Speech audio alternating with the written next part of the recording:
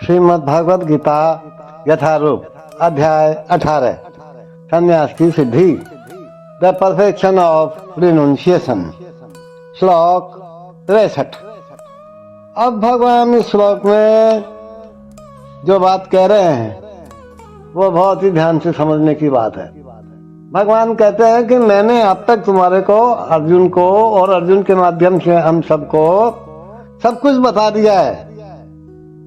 अब तुम्हारी इच्छा है कि तुम चाहे जो करो। लो साहब, भगवान ने आपको स्वतंत्र कर दिया, बता भी दिया। अब तुम्हारी इच्छा है, जबरदस्ती भगवान करते नहीं है। तो श्लोक 63। इति ते ज्ञानम आख्यातम गुह्याद गुह्यतरम मया विमृश्यते दशेषेण यथेच्छसि तथा कुरु।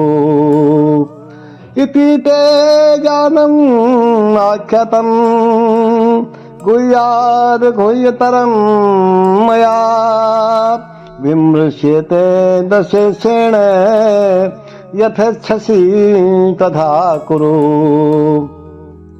इस प्रकार मैंने तुम्हें गुह्यतर ज्ञान बता दिया है, इस पर पूरी तरह से मनन करो और तब जो चाहो सो करो। भगवान ने पहले ही अर्जुन को ब्रह्मभूत ज्ञान बतला दिया है।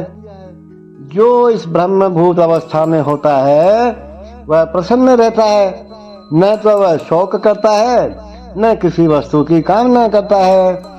ऐसा गुह्य ज्ञान के कारण होता है। कृष्ण परमात्मा का ज्ञान भी प्रकट करते हैं। यह ब्रह्म ज्ञान भी है, लेकिन ये उससे श्रेष्ठ है। यहाँ पर यथेच्छसि तथा कुरु, जैसी इच्छा हो वैसा करो। ये सूचित करता है कि ईश्वर भगवान जीव की यत किंचित स्वतंत्रता में हस्तक्षेप नहीं करते। आप आजाद हो।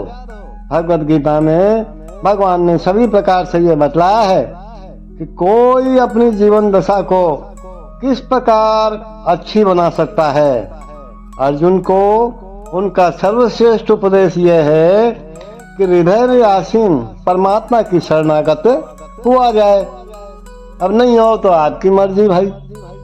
सही विवेक से मनुष्य को परमात्मा के आदेश अनुसार कर्म करने के लिए तैयार होना चाहिए। इससे मनुष्य निरंतर कृष्ण भावनामृत में स्थित हो सकेगा, जो मानव जीवन की सर्वोच्च सिद्धि है। अर्जुन को भगवान प्रत्यक्ष से युद्ध करने का आदेश दे रहे हैं। भगवत शरणागत होना जीवों के सर्वाधिक हित में है। इसमें परमेश्वर का कोई हित नहीं है। हम भगवान की शरण में होंगे तो भगवान का क्या हित करेंगे बताओ? अपना स्वयं का हित करेंगे ना हम। वो भी हम नहीं करना चाहते, भगवान के शरण नहीं होना चाहते। भगवान से संसार की भौतिक वस्तुएं तो मांगते हैं, भगवान को नहीं मांगते हैं।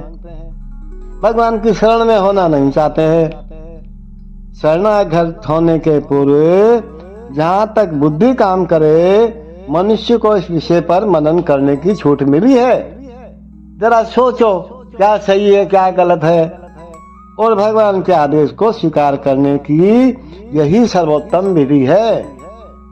ऐसा आदेश कृष्ण के प्रामाणिक प्रतिनिधि स्वरूप गुरु के माध्यम से भी प्राप्त हो जाता है।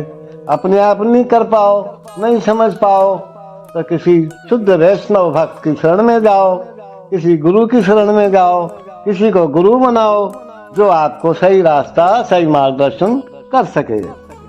Thus, I have explained to you knowledge is still more confidential.